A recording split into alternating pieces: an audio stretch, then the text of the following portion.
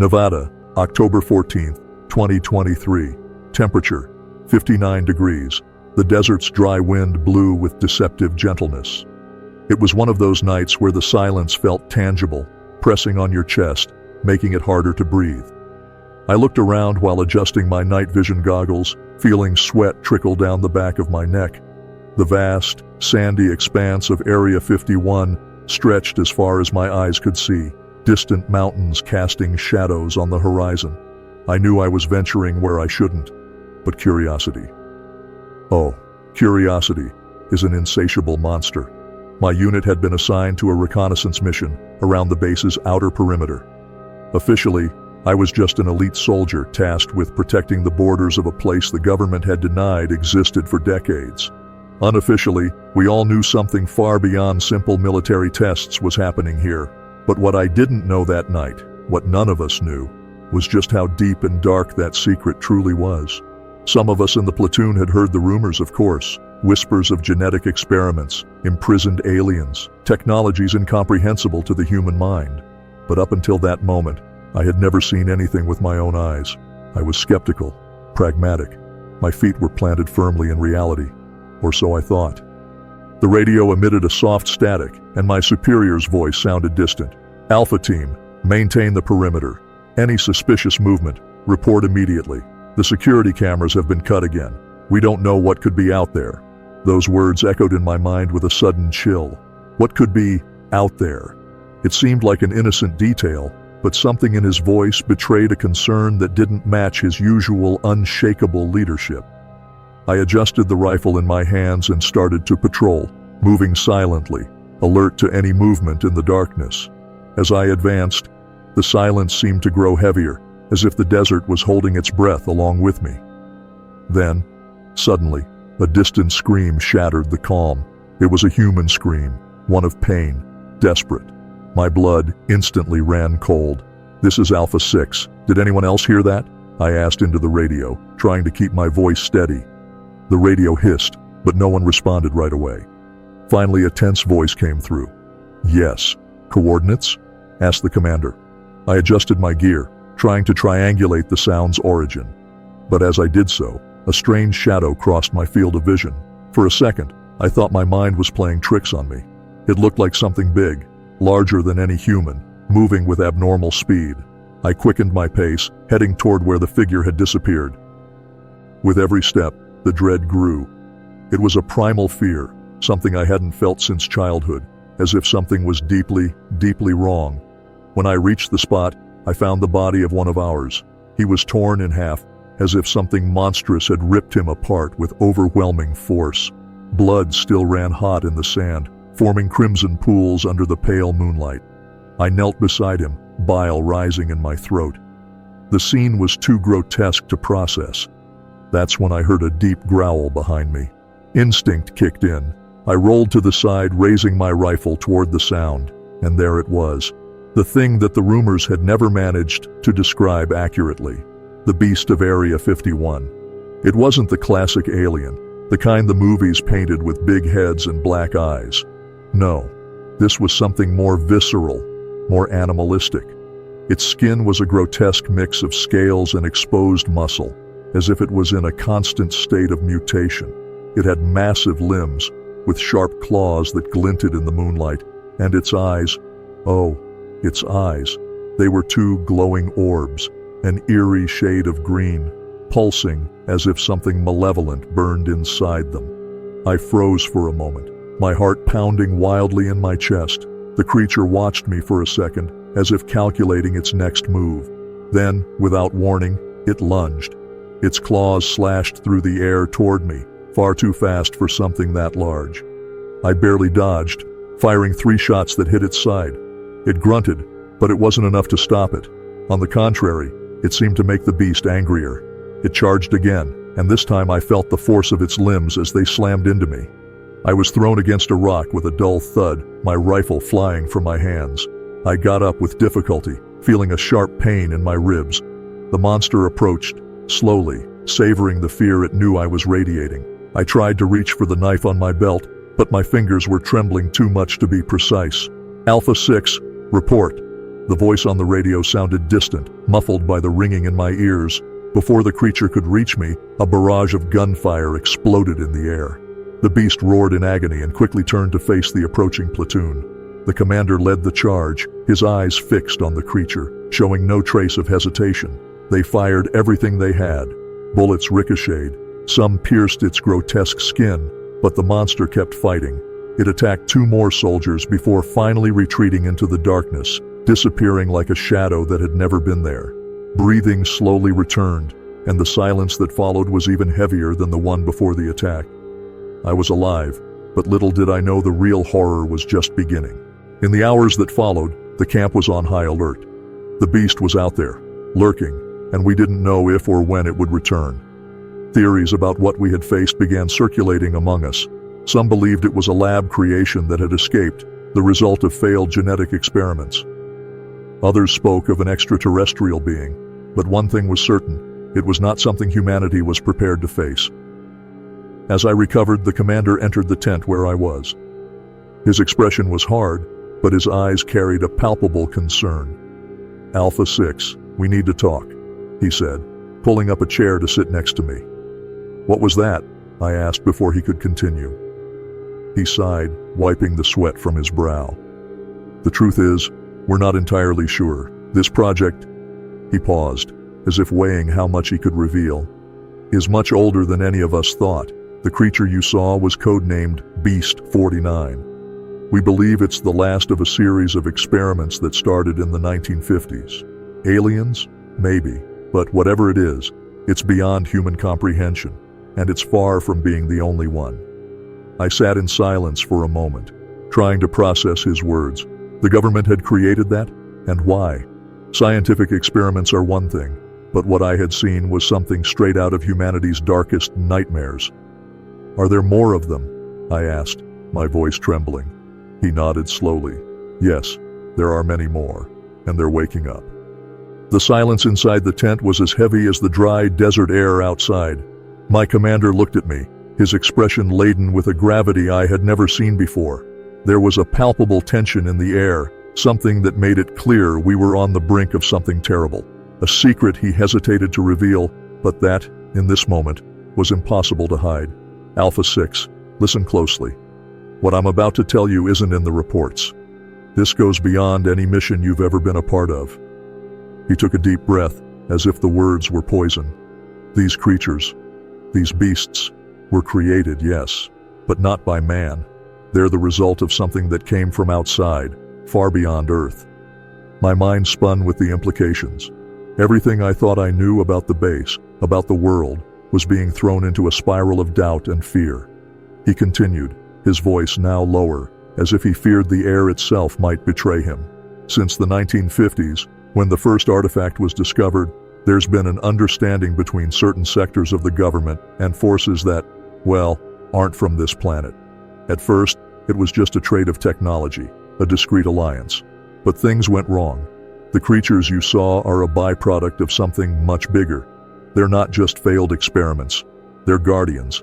Something that exists deep underground, in the depths of Area 51, is about to awaken, and these beasts are the first signs that the balance has been broken." I could barely speak. The pain in my ribs still burned, but the weight of the revelation was so intense, it felt like the air around me was growing heavier. I looked at him, hoping there was some consolation, something he could say to ease the gravity of the situation. "What can we do?" I asked, my voice faltering. "What do you mean by something about to awaken?" He stood up from the chair, his hands trembling as he pulled a small bottle of pills from his pocket. He swallowed a couple, as if it was the only thing keeping him anchored to reality. "What's in the heart of the base is something that never should have been brought here. An artifact, a ship, a being. We're not sure. But what we do know is that if it fully awakens, these beasts will be the least of our problems. The government tried to control, tried to isolate whatever it is, but there are greater forces at play." He paused, looking outside, as if expecting to see something moving in the desert shadows. "We're approaching the point of no return. The question isn't if it will wake, but when." I sat there in silence, trying to process everything he had just said. I had enlisted to fight tangible enemies, human ones, not to face something that surpassed the boundaries of logic, of reason. And now, I knew that nothing we had was prepared for this. Not our weapons, not our training, not our minds. The radio, still hissing, interrupted the silence. The operator's voice sounded shaky. "Commander, something's moving. Underground. We've detected activity in the deepest chambers."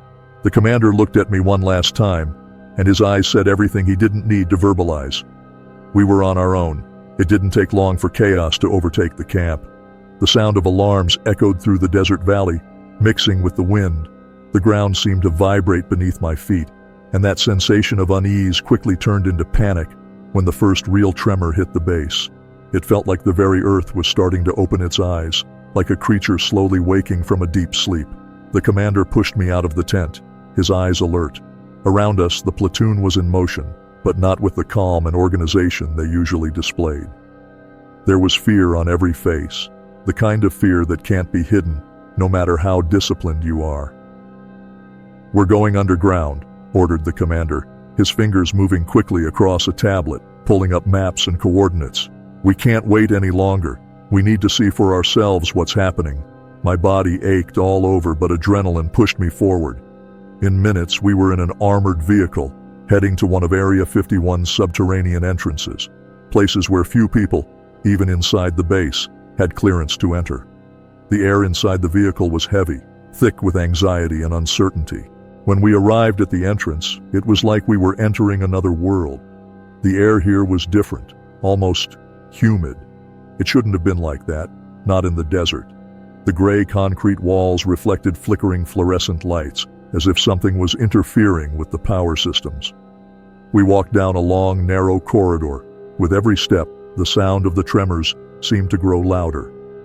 After walking for what felt like minutes, we finally reached what the commander called the main chamber.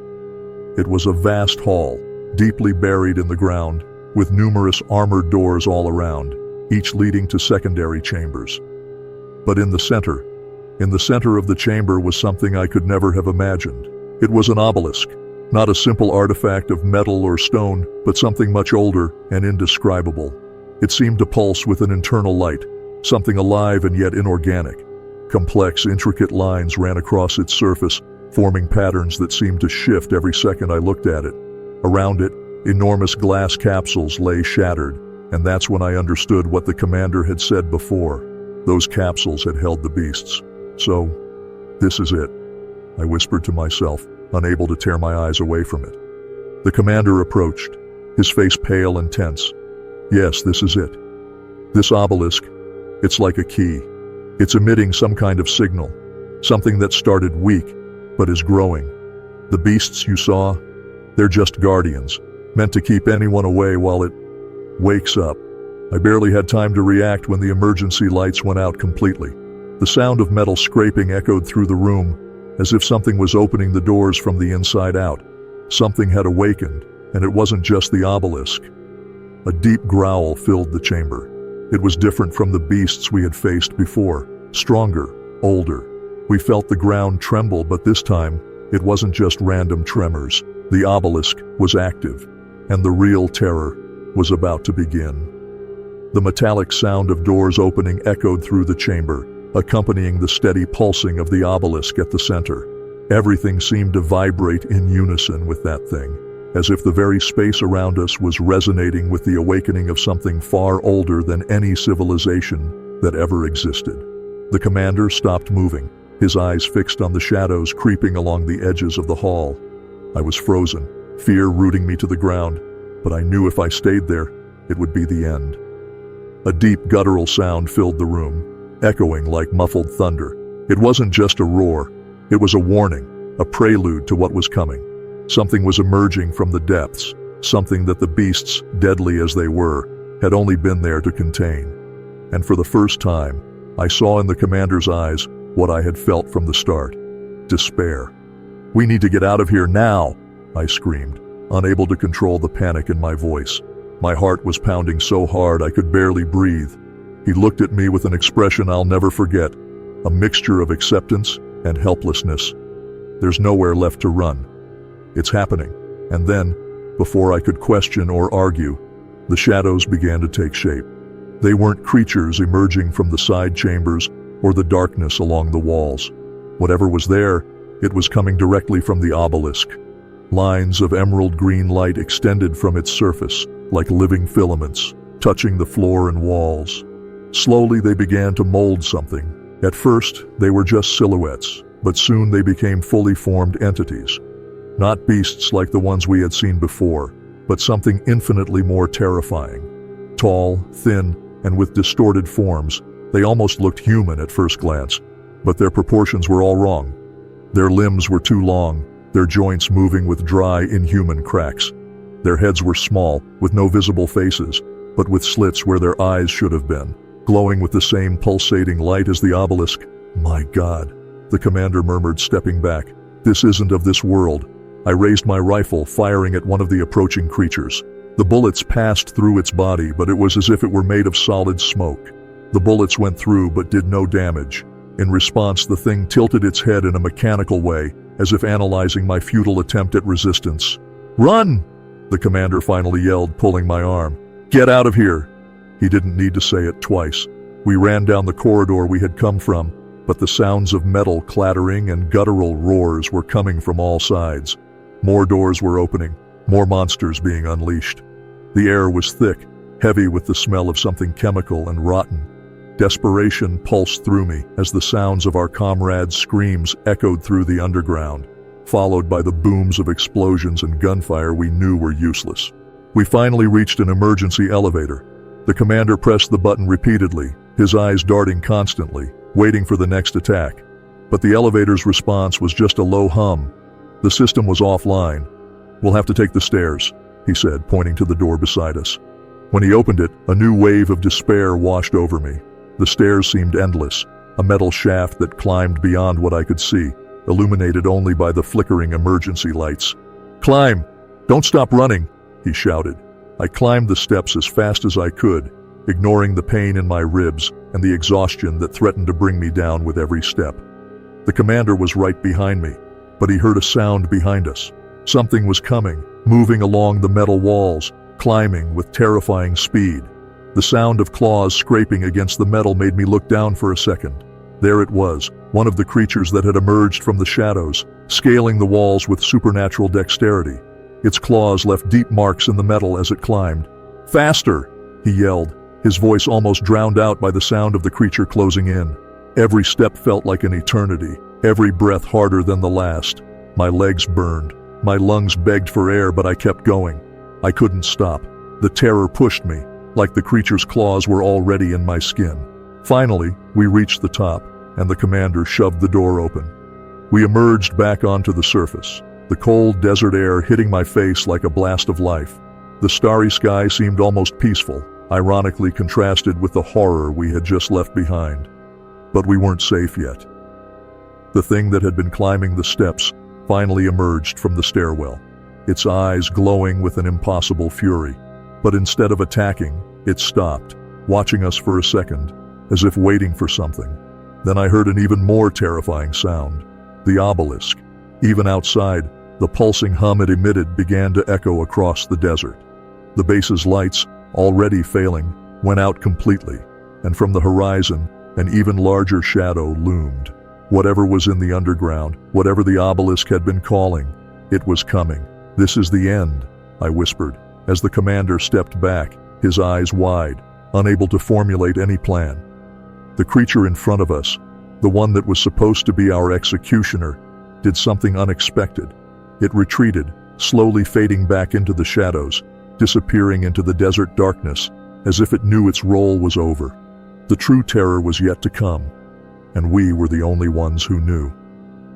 The desert's warm wind swept the fine sand over our boots, as if the desert itself was trying to bury us ahead of time. Each particle seemed to carry a static charge, filling the air with an inescapable tension.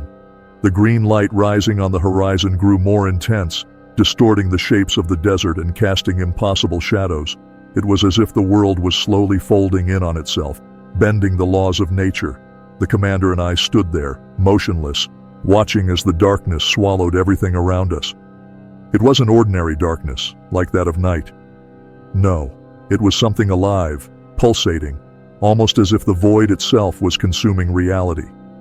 The stars above began to disappear, not obscured by clouds or night, but erased. One by one, they vanished, like candles snuffed out by an invisible breath. "I've seen a lot of inexplicable things at this base," the commander muttered, his voice barely overcoming the hum now echoing from the ground. "But this is beyond everything." His eyes were fixed on that light, which now seemed to have become a fissure in the fabric of the sky, like a wound, leaking an unknown energy. Every time I tried to look directly at the light, my head throbbed, as if my mind was being pushed away, forced to reject what it couldn't comprehend. "It's beyond us," I said, trying to accept the weight of this reality. Something we were never meant to awaken. For a moment, the commander was silent, as if pondering my words. He knew, just as I did, that all of this was the consequence of years of arrogance, of playing with forces we didn't understand. All the technologies, the discoveries made over the decades, were just small fractions of the true terror that slept beneath the base. The deep sound of the obelisk reverberated through the ground, and I could feel the vibration climb up my legs, shaking my spine. Something at the center of the earth seemed to be moving, like a massive entity, far beyond our comprehension, slowly awakening from an endless sleep. When they discovered the artifact, the commander began to speak, his voice sounding like a distant echo, as if he was already accepting his fate. They thought it would be the key to all the answers, to all the questions we had about the universe. But no one stopped to think that maybe some doors shouldn't be opened. I could feel the terror growing inside me, but it was different from the fear I'd felt before when facing the beasts. This was a deeper fear, existential. We knew that whatever was coming wasn't just a physical danger, something we could fight with weapons and strategy. It was something that existed beyond our reality, something that would reshape the world in ways that we, as humans, could never imagine. The green light pulsed with greater intensity, growing and expanding. The shadows around us began to take shape again, but now they were more than just creatures. I couldn't focus on them properly, but I knew they were there, watching, waiting for something.